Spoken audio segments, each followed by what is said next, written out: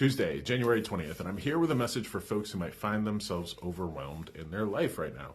Whether it's with stuff that they have going on in their heart or their mind, or whether it is being overwhelmed with current political events, no matter where you're at, if you find yourself overwhelmed, this message is for you. Okay. January 20th, 2026. Here we are on this day, and you, whether you realize it or not, have survived every day that has come before this one. That means you are sitting here, or standing here, surviving every bad day, every awful thing that you've ever experienced. It doesn't mean it was fun, and it doesn't mean that you didn't get bruises or scars or traumas along the way, but you made it through. You've survived. You are here today because you've gotten through everything that's behind you. Okay.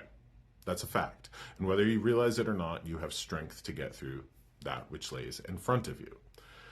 Not only are you here, the product of surviving all your bad days, but you, as a human being in 2026, are the result of thousands of years of ancestors who have struggled through far worse than you. Truly. You have ancestors that survived the Great Depression, the Civil War, the American Revolution, World War I, World War II. That's just in America. Now, you also have ancestors who survived the fall of the Roman Empire, the Black Plague. I mean, on and on and on. Can we look at things in history that your ancestors were impacted by, and yet your ancestors made it through? Now, I'm not a medium. I'm not a psychic who will ever say that I was talking to spirits as a child. That's not my story. What actually got me into this work was in 2016, 2017. I was working with my ancestors, building family trees, trying to find out where I came from, where my family came from, and that's when stuff started to happen for me. But I found a lot of strength in working with my ancestors. I'll give you an example of how they have helped me. I'm sure you remember Friday the 13th, March of 2020. The day that everything got shut down. Schools closed, restaurants closed. It was the time of the pandemic and a lot was going on. And I noticed that I had a ton of people in my life, personal, professionally, what have you, who were freaking out. They were just freaking out. And it was a scary time. There was a lot of strange things happening. But when that was happening, I sat down with my grandmother. Now, at that point, my grandma was in spirit, so I had a picture of her. I still do. And I sit in front of it. And basically, I said, hey, Graham, help me. And through just sitting with her and thinking about her life and thinking about how she would handle all of that, the information I got was this. Well, there's a threat. You don't know what that threat looks like. It could be something minimal. It could be something pretty bad, but you don't know what it is. You just have to protect yourself and your family. Keep yourself safe, keep yourself sane, and you'll get through it.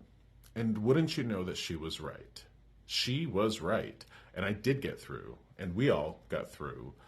And I wasn't full of anxiety. I wasn't full of worry. I was just, what's in front of me? What can I put my hands on? What can I affect? And how can I keep myself and my family safe? That helped a lot.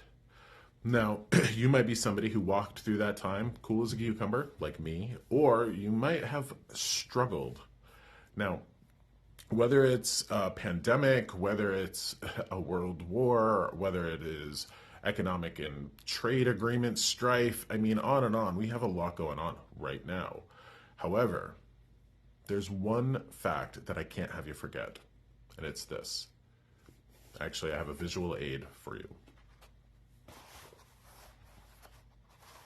This right here is a roll of paper towels. I'm sure you have one in your home. I'm sure that this is something that you take for granted. A lot of us do.